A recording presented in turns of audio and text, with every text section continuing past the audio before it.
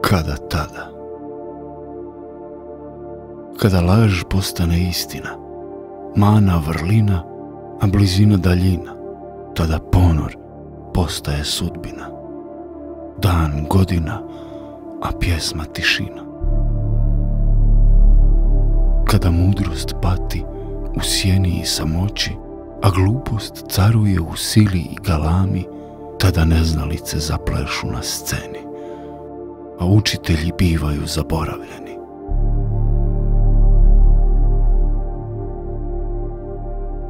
Kada sramota navuče odoru heroja i puška se usija u rukama morona, tada se krvnicima dižu spomenici, a pravi heroji postaju izdajnici.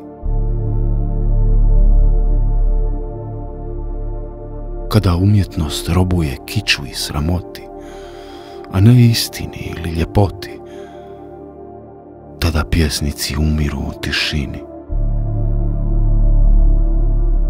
Tada život ima samo cijenu. Tada život više nema smisla.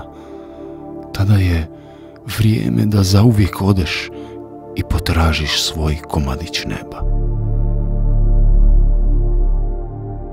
Kada te domovina odbaci, tada je cijeli svijet tvoj dom. A dom nije zemlja. To je mjesto gdje si čovjek, a ne rob. Jer bolje je biti lutalica u tuđini nego sluga zla u svojoj domovini.